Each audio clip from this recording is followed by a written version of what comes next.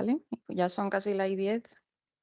Vale, pues a ver, yo voy a hablar de anestesia en cirugía torácica, que habéis visto que el título es muy largo, pero el resumen es avances y tendencias actuales, lo que se hace ahora en cirugía torácica. He decidido organizarlo hablando un poco del proceso de la cirugía, primero hablar del preoperatorio, luego hablar del intraoperatorio, que lo he dividido en 2 bloques, el posoperatorio y luego unos matices sobre la novedad, que es la cirugía toracoscópica con el paciente no intubado, y hablar un poco sobre el entrenamiento en anestesia torácica. Vale. Primero, en el preoperatorio, hablaré de los 2 tipos de cirugía en cirugía torácica, de los tipos de abordajes que hay, que es la toracotomía, la cirugía abierta, o el VATS, que es la cirugía por videotoracoscopia. En la actualidad se tiende a la mínima invasividad y por lo tanto se considera de elección siempre que sea posible y el equipo esté cualificado a realizar VATS por la menor morbi-mortalidad que se ha visto que se asocia con esta técnica. He dejado puesto las indicaciones de toracotomía clásicas que en muchos de estos casos la VATS también podría aplicarse. Las ventajas de la cirugía VATS, se ha visto que existe una reducción en las fugas prolongadas, en el índice de arritmias, de neumonías, de dolor posoperatorio y de la elevación de marcadores inflamatorios. Además de verse resultados similares, tanto a nivel de cirugía oncológica y a nivel de la supervivencia. El mayor avance es la disminución en la estancia hospitalaria, que para facilitar esto se han creado protocolos de recuperación intensificada, que luego pues, comentaré también un poco sobre ellos a lo largo de la sesión. Vale, entonces pasamos a los criterios de operabilidad. En el momento del preoperatorio, el objetivo de esta fase en este tipo de cirugías es predecir tanto la tolerancia que va a tener el paciente a la resección según su estado, como la posibilidad de optimizarlo previo a la cirugía. Entonces, primero realizaremos una evaluación preoperatoria. Existen muchas escalas, pero la que está más validada para este tipo de cirugía es la Thoraco-Score, que he dejado aquí al lado las variables que se evalúan. Aparte de esto, pues una exploración física, como se debe hacer en cualquier preoperatorio, pero a valorar especialmente déficits neurológicos, ya que se utiliza anestesia regional para ver si el paciente tuviese un déficit previo, y la existencia de síndrome de la vena cava superior previo a la cirugía. Después de esta evaluación preoperatoria se pasaría a una evaluación del riesgo cardíaco. Para esta evaluación se utiliza un índice de riesgo cardíaco para cirugía de tórax, que es el que he puesto aquí, que ve diversos ítems bastante sencillos, antecedentes del paciente, y con este índice sale una puntuación y esta puntuación clasifica al paciente en una clase de riesgo, que está asociado a un porcentaje de complicaciones cardíacas. Aparte de esto, pues las pruebas específicas, el electrocardio, lo que precise el paciente. Vale. Y después, por último, sería la evaluación funcional respiratoria, que también existen muchos algoritmos, pero el más utilizado es este algoritmo, que es el de Bollinger y Perruchot, en el que se calcula la FEV1 y la DLCO del paciente tras la evaluación de cardiopatía y todo lo previo.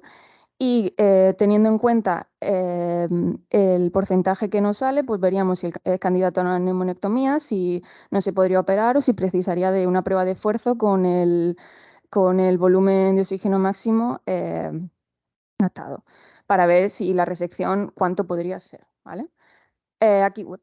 Aquí he dejado las recomendaciones que existen acerca de la función de la valoración funcional respiratoria, que a destacar, o sea, el resumen de esto, que tendréis la diapositiva, pero si no se hace muy largo, es que valores de FEV1 y DLCO por debajo del 60% calculados posoperatorios ya indican realizar otras pruebas de prueba de esfuerzo con medición del consumo máximo de oxígeno. Para ver el riesgo que tendría la cirugía. Entonces, si necesitase esta evaluación de la reserva cardiopulmonar, pues eso, realizaríamos la prueba de esfuerzo y estos son los valores que se tendrían en cuenta para clasificar la cirugía como de bajo riesgo, de alto riesgo o un poco ver la recomendación que existe asociada. Si es menos del 35%, por ejemplo, pues se recomienda una rehabilitación preoperatoria, posoperatoria y más intensificación en todas estas fases.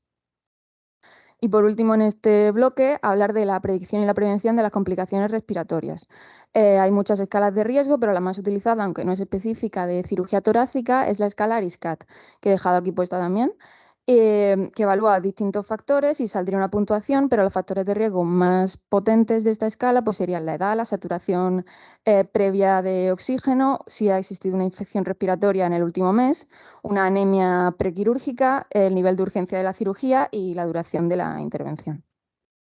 Vale, y estos factores de riesgo, por tanto, se podrían clasificar en los relacionados con el paciente, que son el 50%, todo lo que aquí he puesto es un resumen, pero son muchísimos. La cirugía, pues el tipo de cirugía que se realiza, si es un abordaje por BATS o por toracotomía, la duración de la intervención y el nivel de urgencia. Y a nivel de la anestesia, pues tanto el uso de ventilación mecánica, ya que ahora se tiende a intentar hacerlo sin anestesia general, la técnica anestésica que se ha utilizado y la fluidoterapia durante la cirugía. Vale, entonces ahora empezaré a hablar del intraoperatorio. En este primer bloque voy a hablar de la monitorización, vía aérea y ventilación. Y de la monitorización destacar pues, que la peculiaridad más importante de esta cirugía pues, es tanto la ventilación unipulmonar como la posición en decúbito lateral del paciente, que complica también nuestra intervención. La monitorización, no hay ninguna monitorización específica, a no ser que se necesite por el paciente en concreto, pero se haría una monitorización lo que solemos hacer. A destacar, en el electrocardiograma, pues la alteración de nuevo más frecuente en este tipo de cirugía sería la fibrilación auricular. Habría que tenerlo en cuenta y luego hablaremos también de que se aconseja la profilaxis de FA según el riesgo que tenga el paciente de que aparezca. En cuanto a la oximetría de pulso, se hablaba también en algunos estudios que me parece interesante la utilización del índice de variabilidad de Pleth, que es un índice dinámico que serviría para ver, según la curva de oximetría, ver si el paciente respondería o no respondería a fluidos.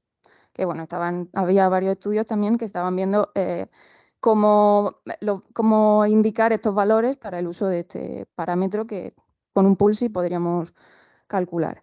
Y en cuanto a la capnografía, tener en cuenta que durante la ventilación unipulmonar el gradiente del CO2 arterial y del end-tidal de dióxido de carbono aumentaría. En cuanto a la colocación de catéter venoso central, no estaría justificado colocárselo siempre a los pacientes, pero en el caso de que se coloque, pues sería en el mismo lado del lado quirúrgico. Y luego quería poner la ecografía transesofágica, porque aunque ahora mismo en torácica solo se utiliza en el trasplante pulmonar, es verdad que les está teniendo cada vez más importancia en otro tipo de casos. Y bueno, sería como igual la implantación del ecocardio transesofágico, pues va ganando importancia en este tipo de cirugía. Y luego hablar de la monitorización mínimamente invasiva, por último, en cuanto a monitorización, ya que tiene dos limitaciones principales en la cirugía torácica. La primera, que precisaríamos de volúmenes tidal por encima de 8 mililitros kilo para que fuese fiable, ya que tenemos solo un pulmón. Y en cuanto al tórax abierto, los efectos de la variabilidad en la presión del pulso sobre la precarga del ventrículo izquierdo serían menos pronunciados al tener el tórax abierto, ya que esto se calcula con un tórax cerrado. Los métodos de monitorización, pues aquí he puesto los que tenemos y las variables que se calculan. Todos requerirían de una vía central, salvo el vigileo de Edwards, que con una pegatina podríamos tener estos valores. Vale. En cuanto al manejo de la vía aérea, en cirugía torácica tendríamos como dos situaciones. Una en la que precisaríamos de aislamiento pulmonar o si lo que necesitamos es la separación pulmonar. Si necesitamos una cosa o la otra, pues utilizaríamos dos tipos. O bien el bloqueador bronquial, que es este que tenemos aquí, o el tubo de doble luz, que tenemos estos dos tipos, pero bueno, el que tenemos aquí es el de la foto de abajo. Vale, pues a ver, cuando ponemos el tubo de doble luz se considera la técnica gold standard, al ser una inserción más rápida, mayor fiabilidad, pero tiene el inconveniente de que también es más lesivo. Las indicaciones absolutas para utilizar un tubo de doble luz sería una hemorragia masiva en la que necesitamos aislar el pulmón, una neumonía purulenta, fístulas bronquiopleurares, una rotura traqueobronquial, bullas gigantes y bueno, también en el trasplante y tal, pero bueno, esto es ya casos que... he dejado aquí la tablita para ver qué tamaño de tubo correspondería, que se clasifica según la altura del paciente y el sexo. Más o menos, pues las mujeres serían un 37 y el hombre, según lo grande que sea, 39,41. Se aconseja que el tubo de doble luz sea izquierdo y se deja el tubo de doble luz derecho para cuando tenemos problemas en el pulmón izquierdo, es decir, se va a realizar una neumonectomía izquierda, existe un problema anatómico o se realiza la cirugía del bronquio principal izquierdo. En cuanto al bloqueador bronquial, bueno, esta foto, este es el otro tipo de bloqueador bronquial que tenemos en el hospital. Tenemos el de la otra foto, el azulito, y este que acaba en I, que ahora veremos los tipos. En cuanto al bloqueador bronquial, hay diversas situaciones en las que se prefiere, como por ejemplo sería por un paciente con traqueostomía, una vía aérea difícil prevista en la que vamos a utilizar intubar con fibro, y luego pondremos un tubo y luego pondremos el bloqueador, en intubación nasal. Y en niños, porque niños menores de 1,40 m sería la única opción que tenemos. No tenemos tubo de doble luz para niños tan pequeños. Bueno, y el resto. Vale, vale. Los tipos de bloqueadores bronquiales. Bueno, pues estos eran los 4 tipos principales, pero los 2 marcados son los que tenemos nosotros aquí. El uniblocker, que era el azul de la primera foto, y el EZ, que es el amarillo este, que la particularidad que tiene es la forma en I, y aunque se aconseja colocar siempre con fibrobroncoscopio, la particularidad que tiene este es que se puede colocar a ciegas. O sea, si nos encontramos en una emergencia que hay que meterlo, no da tiempo a ir a por el fibro y lo que se fuese, pues este se podría colocar a ciegas. Vale. Recomendaciones de manejo de la vía aérea de la SEDAR. Bueno, destacar esto, que se aconseja el tubo de doble luz izquierdo, ante la duda pedir un izquierdo, frente al derecho o al bloqueador. Y el resto, pues más o menos lo he ido explicando, pero bueno, son recomendaciones menos fuertes. Vale, la vía aérea difícil en cirugía torácica, pues tendríamos 4 supuestos. Una vía aérea difícil prevista, en la que está aconsejado utilizar el bloqueador bronquial, poner un tubo guiado con fibro en un paciente pues, despierto sedado y el bloqueador bronquial sí. Y si fuese una indicación absoluta de separación pulmonar y no nos basta el aislamiento, pues intercambiaríamos el tubo después de tener al paciente ya intubado con un tubo de doble luz. En una vía aérea difícil imprevista, pues lo que solemos hacer en una vía aérea difícil, primero utilizar dispositivo de apoyo tipo FROBA, luego poner el tubo con fibro y si no fuese posible, pues una cricotirotomía. Y en el paciente con traqueostomía se aconseja el bloqueador bronquial con un tubo o una cánula desechable. Si tenemos al paciente ya intubado, pues aconsejan poner el bloqueador y no estar cambiando tubos. Vale, pasamos a la ventilación. En cuanto a la ventilación, la particularidad es la ventilación unipulmonar, que lo que ocurre en este tipo de ventilación es que aumenta la concentración alveolar de mediadores proinflamatorios en el pulmón ventilado. Entonces, hay diversas medidas que tomar para que esto no aumente tanto como no queremos que pase. Entonces, la ventilación, se realizaría una ventilación de protección pulmonar con volúmenes tidal bajos, PIP y maniobra de reclutamiento. Existen diversos estudios porque se habla sobre la necesidad o no de la PIP en el paciente con pulmón sano. De hecho, el estudio ProHilo, que he puesto aquí habla sobre los beneficios de dejar en el pulmón sano sin PIP para una atelectasia permisiva, porque en el estudio ven que existe en un paciente sano mayor estabilidad hemodinámica intraoperatoria con PIP que sin PIP. Y luego existen otros 2 estudios que están ahora mismo en proceso, que lo que quieren es evaluar los efectos tanto de la PIP como de la maniobra de reclutamiento durante la unipulmonar. Pero bueno, existe ahí un poco de debate.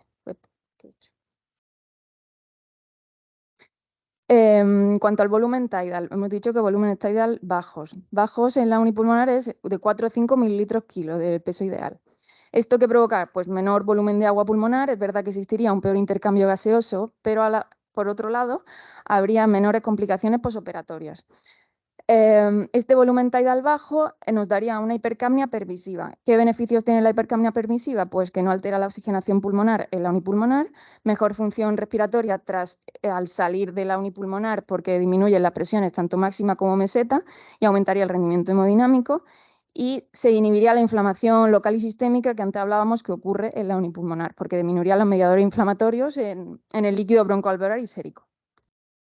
Vale, en cuanto a la maniobra de reclutamiento alveolar, sí hablan en el estudio que he puesto aquí de un efecto protector, como los otros no sabían si sí o si no, de la maniobra de reclutamiento y la PIP óptima, al disminuir la incidencia de complicaciones respiratorias. ¿Por qué? Porque al hacer maniobras de reclutamiento al inicio de la unipulmonar, se ha visto una disminución significativa de la driving pressure. Quiere decir que si no hacemos la maniobra, la driving pressure intraoperatoria estaría elevada y se asociaría a mayores complicaciones. Por tanto, el efecto protector sería la maniobra previa a la cirugía. ¿Cuándo se aconsejan estas maniobras? Pues tanto al inicio de la unipulmonar, como si existe una situación de inestabilidad del paciente, una hipoxemia, y previo a la extubación del paciente, antes del despertar. Sí me parece importante esto, que la realización repetitiva no se ha visto que aumente la respuesta proinflamatoria. O sea, si se necesita hacer más, pues se hacen más, no pasa nada. En cuanto a la PIP individualizada, pues lo que ya hemos hablado, que parece que tener un efecto protector. El ratio inspiración-expiración, no existe ninguna evidencia de que sea mejor 1-1, 1-2 o se haría como se hace, se empezaría 1-2 y si el paciente precisa de que alarguemos la expiración o lo que necesite, pues se ajustaría, pero no hay ninguna recomendación clara. Luego hablar de la presión continua en el pulmón no dependiente, que cambia si es toracotomía o es BATS. En toracotomía pues, se aconsejan 4 o 5 centímetros de agua de presión y en BATS sería menor. ¿Por qué? Porque en BATS de primeras no se aconseja, porque en BATS es un tipo de cirugía que sí se necesita el colapso total del pulmón, pero en la toracotomía podemos tener el pulmón un poquito con esta presión, mejoraría la oxigenación y la respuesta inflamatoria también sería menor. Habría menor atelectasia y, por tanto, menos daño en el momento de la reexpansión pulmonar. En cuanto a las modalidades ventilatorias, no se ha visto ninguna evidencia de que sea mejor controlada por presión o controlada por volumen, aunque se sugería, lo que antes se sugería era que fuese mejor por presión por el hecho de que no era un flujo cuadrado, sino que el flujo de desaceleración, pues el gas se distribuía mejor. Pero bueno, que no hay ninguna recomendación sobre esto. Y en cuanto a la elección del anestésico, sí que se ha visto que la inhalatoria mucho mejor que la activa, que la intravenosa. De esto hay muchos estudios, he puesto aquí 2. Uno es Chilling en 2011, que habla sobre cómo la respuesta inflamatoria disminuye a nivel local, tanto con el desflorano como con el sebo.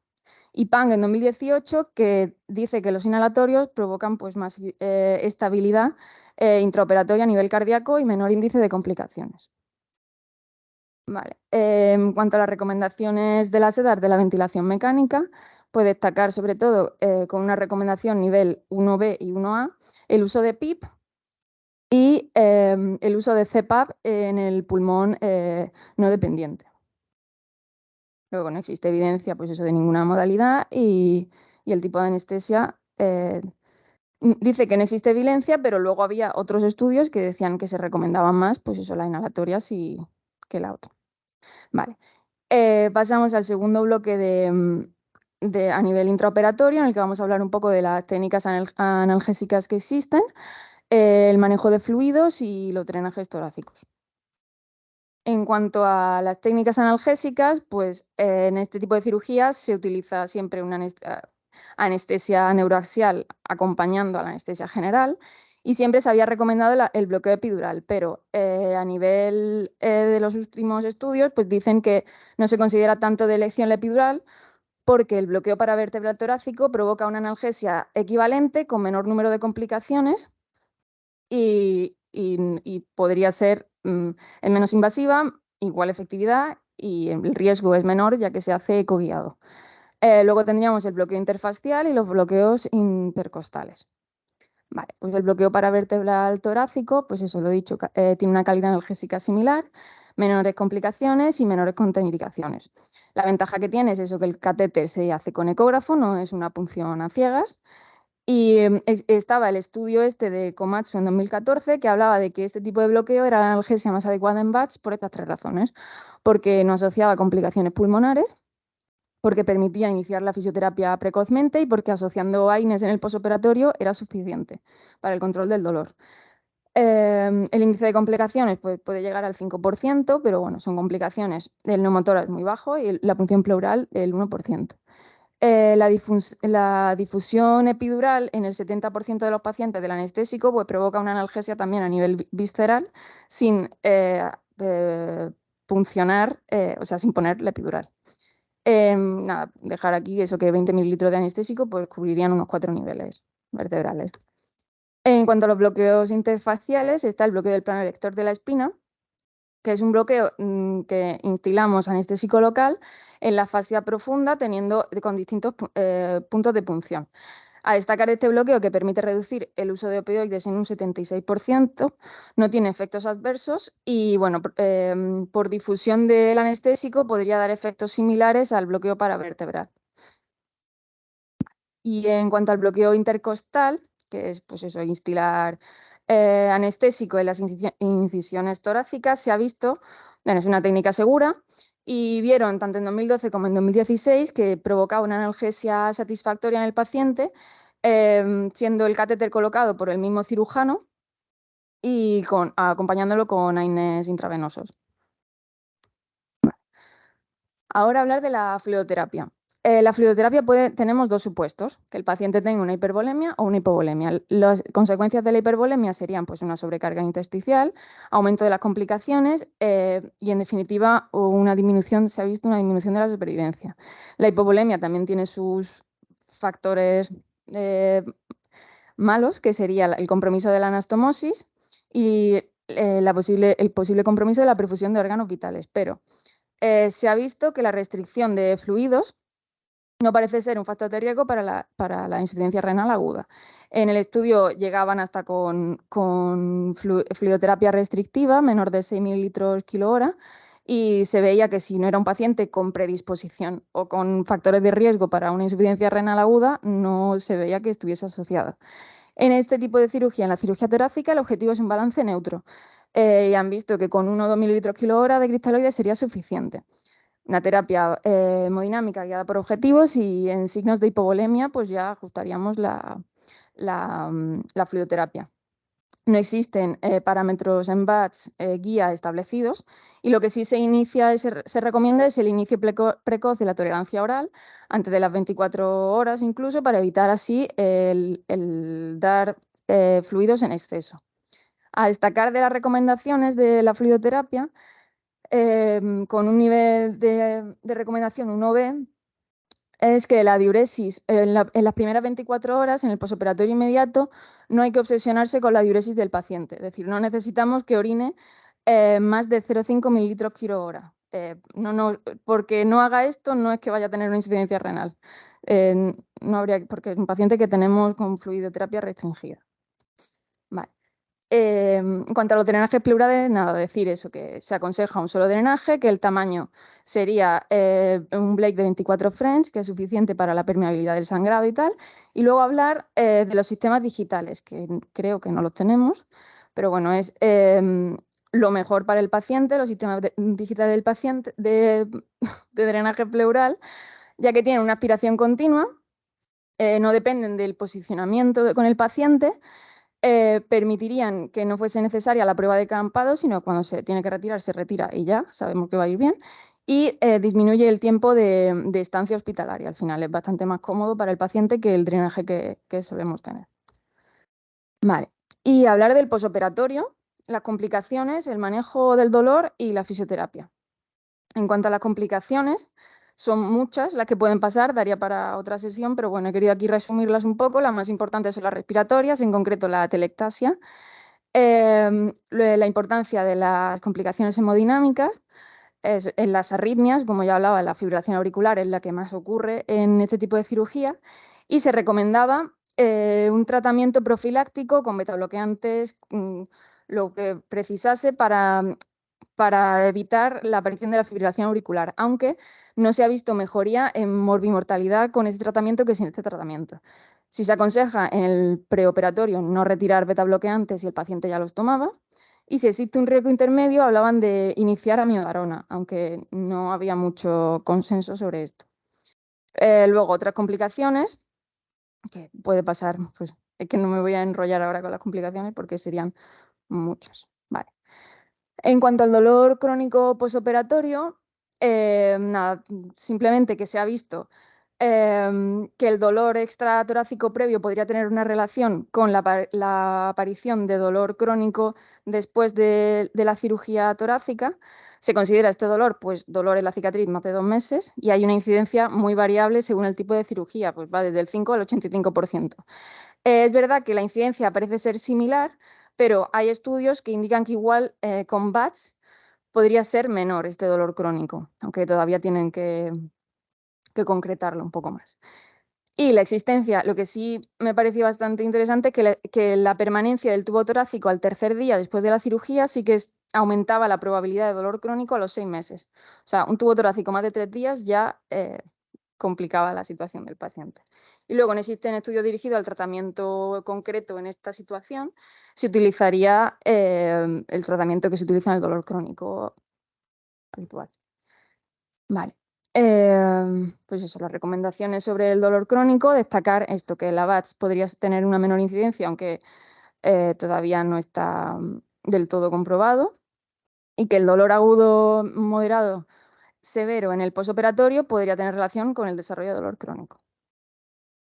Y en cuanto a la fisioterapia, en este tipo de cirugía la fisioterapia tiene muchísima importancia y se habla sobre la fisioterapia dividida en 3 momentos. El primero sería la prehabilitación, en la que la fisioterapeuta insistiría en la educación del paciente, la nutrición, en la función respiratoria e intentar mejorar la capacidad funcional de este paciente. Para esto existen las recomendaciones sobre CAR, que la he dejado aquí, que hablaría de la duración del ejercicio, serían unas 4 semanas, el tipo de entrenamiento recomendado y se ajustaría según el paciente, pues un tipo de recomendaciones. En la fase perioperatoria, pues la importancia la tendría la fisioterapia respiratoria, que esto, pues en REA va el fisioterapeuta y le enseña técnicas para el control de la tos y todo esto. La movilización precoz, se ha visto que hasta movilizándolo hasta antes de un día no tendría efectos adversos, sino que sería beneficioso. Y el manejo del dolor, que aparte del manejo del dolor que nosotros hacemos, pues por parte de fisioterapia, pues también habría varias técnicas que utilizar. Y por último, la fase posoperatoria, en la que aconsejan las mismas recomendaciones, la misma rutina de ejercicio que se ha puesto en la prehabilitación, ajustándola a la nueva situación del paciente. Vale. Y ya por último, hablar un poco de la cirugía toracoscópica con el paciente no intubado, en la que bueno, los beneficios principales serían que se evita tanto la anestesia general, la ventilación mecánica como la unipulmonar. Está todavía viéndose un poco el perfil de paciente aconsejado para este tipo de cirugía. Y bueno, lo que sí se ve es que el uso en pleurodesis, en biopsias medias clínicas y en sipatectomía sí parece más recomendable. Entonces se utilizaría una sedación que no recomienda nada especialmente. Han hecho estudios tanto con Remi como con Dextor como con Sebo, Propofol. Cada uno utilizaba lo que más le pareciese. Y asociada a anestesia locorregional, que aquí sí que se aconseja la epidural por encima del resto de técnicas. El mayor problema que podemos tener pues es que con el paciente despierto la manipulación del hilio nos daría una tos incontrolable. Para evitar esto, pues se aconsejan 3 técnicas: el uso de lidocaína pleural, la realización de bloqueo del ganglio estrellado o la realización de un bloqueo vagal intratorácico. Entonces, a pesar de todas las mejorías, no se ha visto que existan diferencias en morbilidad ni mortalidad con el uso de anestesia general o sedación. Sí se ha visto que hay una reducción en los costes médicos, en la estancia hospitalaria, en las complicaciones posoperatorias no pulmonares Y una mejoría también pues eso, en el inicio de la ingesta, la mejoría de la función celular inmune, menores cuidados de enfermería y la satisfacción por parte del paciente. Estaría contraindicado en pacientes complejos, ASA4, obesos, cardiópatas, que estén inestables, que estén coagulopáticos, etcétera. Y la indicación es, pues eso, aunque el perfil de paciente no está establecido, sí se ha visto que igual sería un tipo de cirugía recomendable pues, para embarazadas que tienen el riesgo de efectos teratógenos de la anestesia, pacientes con problemas neuromusculares como sería la miastenia gravis, y pacientes con comorbilidad pulmonar severa o que no serían candidatos para una cirugía con una intubación y una anestesia general por la inestabilidad. Tipo como las indicaciones de la TAVI en cirugía cardíaca, pues algo así es lo que intentan encontrar como otra opción. Vale, y esto sería pues un resumen del manejo en las cirugías en NITS. Tanto el manejo de la vía aérea como a nivel respiratorio, la analgesia, la supresión de la tos. Y bueno, el mayor problema que tienen este tipo de cirugías es si no nos funcionase y necesitásemos convertirlo a una anestesia general, pues la complicación de esta conversión sería mayor por el hecho de la posición del paciente, el tórax y todo lo demás. Entonces, bueno, pues hacen las distintas posibilidades que tenemos del uso de mascarilla laringia, por ejemplo. Había otros estudios que decían que en vez de hacer como un punto intermedio entre no usar sedación, pero tampoco intubación, sino con uso de mascarilla laringia y ir bien. Bueno, aquí había como mucha diversidad de opinión. Vale, y por último, hablar un poco del entrenamiento en anestesia torácica. He utilizado para esta parte el estudio de Current Opinion of Anesthesia, que hablaban sobre el entrenamiento de este tipo de anestesia, tanto para residentes como para adjuntos. Y el resumen de lo que hablaban era que el entrenamiento debía basarse en 3 pilares. El primero serían las EPAs, que son actividades profesionales de confianza, es decir, son una serie de criterios que antes existía el problema de ver la preparación del profesional, si medirla por el número de intervenciones que ha realizado o por una serie de competencias que tenga que adquirir. Porque estos criterios aunan un poco las dos partes. Los criterios serían, primero verían la infraestructura y recursos del sitio, del centro, tiene que cumplir una serie de ítems. Luego se mediría el entrenamiento que existe en los educadores a nivel de la anestesia torácica, que estén actualizados. Perdón. Que existe una suficiente carga asistencial en el centro del tipo de procedimiento que quieren evaluar. Y luego que existan tanto un entrenamiento específico como guías específicas para cada procedimiento. Vale. Por otro lado, los programas de entrenamiento basados en simulación interprofesional. Es decir, no la simulación que hacemos de bajar un grupo de nosotros a hacer una técnica, sino que lo que hablan es hacer una simulación con todo el equipo, tanto el equipo anestésico como el quirúrgico, enfermería, auxiliares, etc.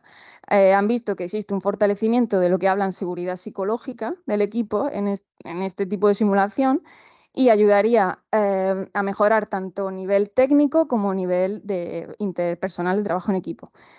Y por último, los debriefings diarios, que hablan pues eso, de menos de 20 minutos a todos los días, juntarse el equipo y hablar de cómo ha ido el procedimiento. Y se ha visto que esto se asocia con una mejoría de más del 20% en la actuación del equipo en una situación de emergencia.